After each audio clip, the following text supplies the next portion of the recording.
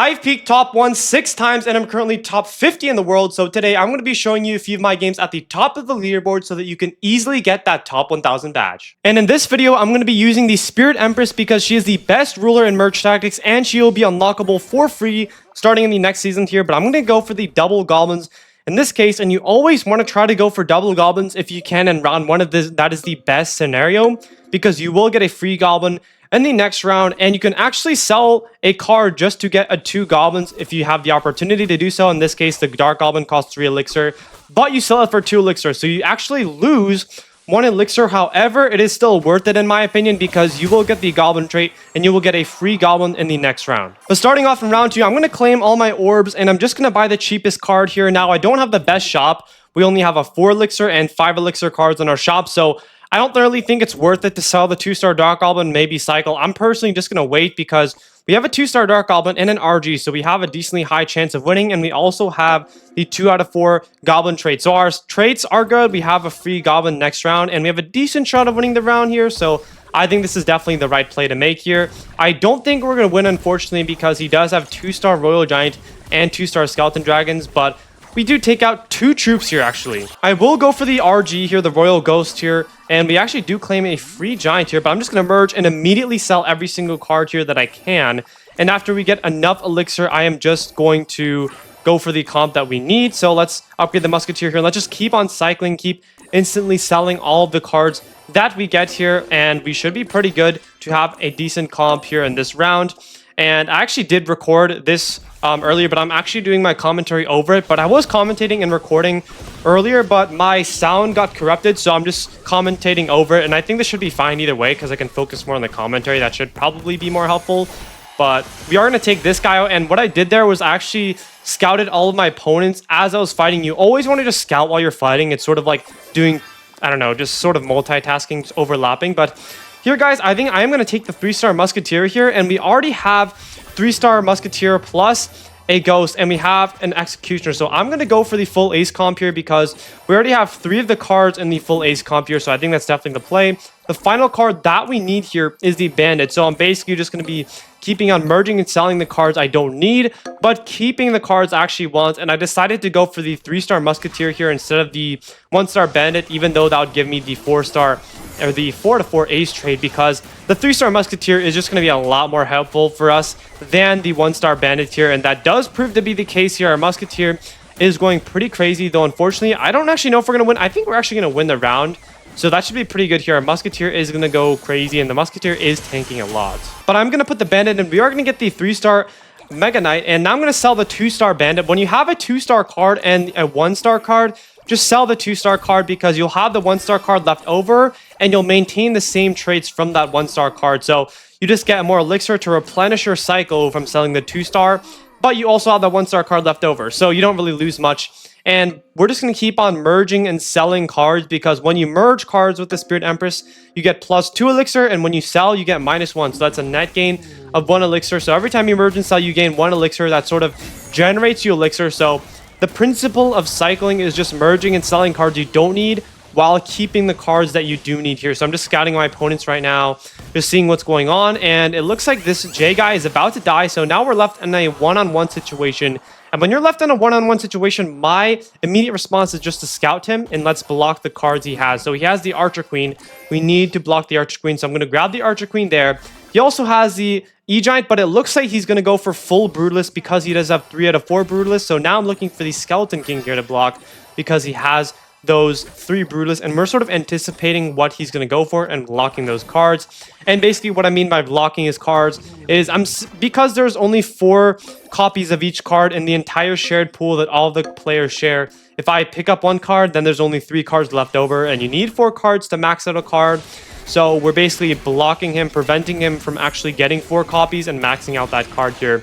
So our comp is going crazy now. Our comps are pretty similar, I think, because his comp is pretty decent. He also has a lot of highly leveled up cards, but I think ours is a bit better, which is why we're going to win this round. But my comp is already in a really good spot, so my priority here is just scouting him. I just want to see what he's going for. He does sell that. He does buy the P.E.K.K.A, so I'm just going to immediately try to rush, pick up his P.E.K.K.A to block his P.E.K.K.A. He picks up the RG as well, so maybe he's going double giants. I'm just going to try to block the double giant. That's sort of in my head. When you have most of your comp maxed out, it's way more worth it if you look at the reward to risk ratio to just sort of block his card versus leveling up your own comp. Because I already assume he's probably blocking my card, so it's just worth it for me to block his cards because my comp is better. So if we maintain the same comps and my comp wins, that's the ideal scenario for me. So I'm just going to switch my Golden Knight last second. My Golden Knight is not going to get that much value because he does have the sort of full, like, tanky, brutalist comp here, but we should win this round in my opinion because our comp is so much better, but that is what to do in a one-on-one scenario. You typically just want to block after you max out your cards, and that is going to give us a pretty free victory in game 1. Now, I know that game seemed really hectic, but that's simply because we are at the top 50 part of the leaderboard right now at the end of the season.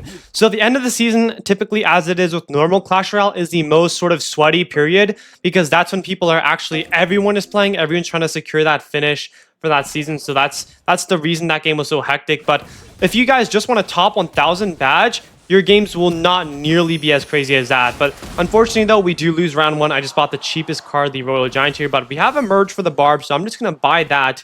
And I'm just instantly going to sell it here to cycle for more elixir. We get double giants. I'm going to buy the Electro Giant. And the reason I didn't sell the 3-star Spear Goblin yet is because of that. We could get a 3-star Spear Goblin, or I just want to save that Spear Goblin in case we do get another Goblin so that we can get the double Goblin trait. So that's exactly why we were allowed to get that 3-star Spear Goblin there, because if I had sold the 2-star, then we wouldn't have the opportunity to do so. But anyways, if you guys are trying to go for that top 1000 badge, I would seriously appreciate if you guys consider subscribing because I do upload daily Merge Tactics content, and trust me, I will be grinding and streaming more often in the next season. So I think that would be pretty helpful if you guys are getting into the game here. But we do have the Ascension. I'm just going to sell the 3-star Spear Goblin, keep cycling, again, just emerging and selling all the 2-stars I get until I get a respectable amount of elixir.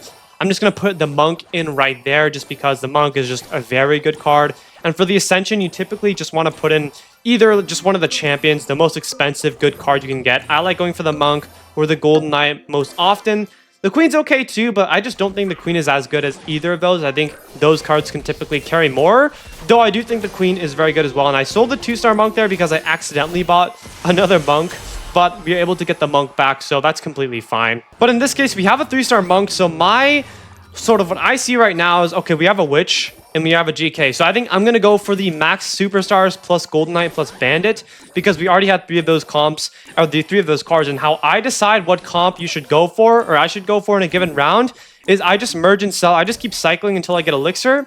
And then I sort of see, okay, what comp is falling into my hands? Since we had 3 of the cards in that comp already, I said, okay, it would be just natural. It makes sense that we go for that comp because we already have a lot of the cards that are in that comp. So it's just very easy for us to go for that comp. And another thing you could do is you could scout. If you see that a comp is, a lot of the cards are taken in that comp, let's say the Wizard, the Queen, the Barb is taken, then it might not be ideal to go for the clan comp. So you scout to see what comps you should not go for, but you let the comp that you will go for naturally fall into your hands. That's just how I do it personally, and we are going to win this round, which is really good. But I know that a lot of that seems pretty complicated maybe if you're sort of getting into the game. But if you just want to go for that top 1000 badge, it's going to be very easy. If you're brand new to the game, you could 100% be good getting that badge. As long as you sort of try a bit, you know, you put in a bit of effort to learn the game, that's simply just very achievable. We also get the 3-star Witch, which is really good for us. And the final card I need to go for is the Bandit here. So we're going to try to go for that. But I am going to sell the 2-star again. When you have a 2-star and a 1-star, always just sell the 2-star. You have the same traits left over from the 1-star, and you do get a bit more elixir to continue your cycle here. But we are going to face the dead guy, so this is just going to be a really easy round. But if you guys are just trying to go for that top 1000 badge, the one sort of place I would focus all your attention to is cycling and generating elixir. If you can do that very efficiently, sort of like how I'm doing in this case, you don't even need to scout. You don't even need to do any of that other stuff like blocking. In my opinion, if you master that one aspect of the game, then you can easily get a top 1000 badger. So I'm just merging and selling. This is sort of what I mean. Just merge and sell the cards you don't need and keep the cards that you do need. So that's just a pretty simple principle to get, and we do get a 3-star E-Giant. That's sort of how I'm maintaining all my elixir. Whenever I sort of stream the game a lot of people ask, oh, how are you getting like so much elixir? You just merge and sell the cards that you don't need, and you keep the cards you do need late game. So that's how you do it. And I would encourage all of you to use and pick up the Spirit Empress because she is by far the #1 ruler, and she's going to be unlockable for free in the next season. So there's literally zero downside to running the Spirit Empress. But now we're left in a one-on-one scenario. My goal here is to block. Again, when you're left in a one-on-one, just scout your opponent, see what you need to block here. So I'm just going to be going for the cards that I need to block. It looks like he's going for a lot of brawlers here. So I'm going to block all the brawlers. I'm going to try to block the P.E.K.K.A. and maybe the Barb, Executioner, Wizard. Those cards I will try to block. We do get 4 of those cards. Unfortunately, though, we don't have enough elixir to keep on going block as P.E.K.K.A. or the Executioner, but I feel like this is going to be a pretty easy victory because, as you can see here, our cards are just so much higher level than his. That is the power of getting elixir efficiently here. So we're just going to slam this guy, and I'm going to switch my Gold Knight last second. A little tip here is when you're running Assassins, what I like to do is I like to just switch it last second. It leaves you unpredictable because what they like to do in a lot of cases is just sort of make their tanky cards just go to where your Assassin is going to land. But if you switch last second, then you could sort of prevent them from doing that as easily. So our Assassins unfortunately do die. They're not the highest level, or I guess the GK was 3-star, but he has Brawlers which sort of counter the Assassins. But I do believe that the rest of our superstars here can clutch up, and we only need the rest of our cards to survive here in order for us to win, because we have 3 cards, meaning that we'll do 4 damage and take that second game pretty easily. Going into our final game, though, we are going to get the Huddle Up. I would say let's just buy the P.E.K.K.A. here. I think the P.E.K.K.A. and the Valkyrie are both excellent round 1 options, but I just think the P.E.K.K.A. might be a bit better in some cases because it just does so much damage here. But we are going to actually sell that because we do get double goblins. Now, if you have the opportunity to get double goblins, it's definitely worth it, as I mentioned in the first game of this video, because you do get a free goblin in the next round, which is a free, 2 elixir value at least from the goblin. And you can get a potential merge, which is another 2 elixir. So potential 4 elixir upside, even though you only sell 1. So I do think that even selling and losing 1 elixir for double goblins is definitely worth it here. Let's claim both of our orbs. You do get a Princess, which is 4 elixir value for free, which is super good. I'm just going to merge and sell immediately. And just a bit of a hygiene sort of thing. In the early rounds, when you're farming elixir, just merge and immediately sell. But when you have elixir and you're actually trying to wait for the cards to fall into your hands, you should just keep on merging until you run out of elixir. And when you run out of elixir, then you should sell. So it's just a bit of a merge hygiene thing. Something I recently realized because I wasn't really thinking about it too much in the past. But I think it logically makes sense because if you merge and you sell cards immediately, those cards immediately enter the pool again. 2 copies immediately enter the pool, meaning you have a higher probability of getting those cards back. So I just think it logically makes sense, maybe mathematically. But we have... Okay, so this is actually going to be pretty complicated to explain. But the reason I didn't sell the bandit, even though you typically would, is because we had 1 bandit and we also got another bandit from the Huddle Up. So the Huddle Up cards do not come from the card pool. Meaning that because I got an extra bandit from the Huddle Up, which comes from outside of the card pool, that means there could be 3 more bandits in the card pool, meaning that I only need 2 to get a 3-star. And it's round 3, so I would assume that most people probably don't have a bandit because it's expensive. So I thought we would get a high chance of getting a 3-star bandit. So in that case, that did pay off. So that's just sort of knowing the card pool and how that works. But I'm going to go for 4 aces here because we had a really good start. 3-star bandit. Of course, I should go for the 4 aces, right? So we're going to get the Gold Knight because I'm going to need that as well for the Assassins. But the final card that I need here is the Executioner. So I did sell the 2-star, of course. Again, this is such a good rule, such a high-level tip, or such an important tip. If you have 3 copies, 1 2-star, 1 1-star, just sell the 2-star so that you can keep the 1-star, have the same traits, and you just get more elixir to play around with. So we're going to go for the Musketeer here. And the final card that I need is the Executioner to make this comp work. Now, I did scout my opponents there. 1 player did have the 2-star Executioner, so it's possible that the other players may be holding on to the other 2 copies. So that's sort of what I was assuming at this point. Oh, nobody had the Executioner, or I was not getting the Executioner. It's probably blocked. So I just got to maybe try to survive until one of those players dies.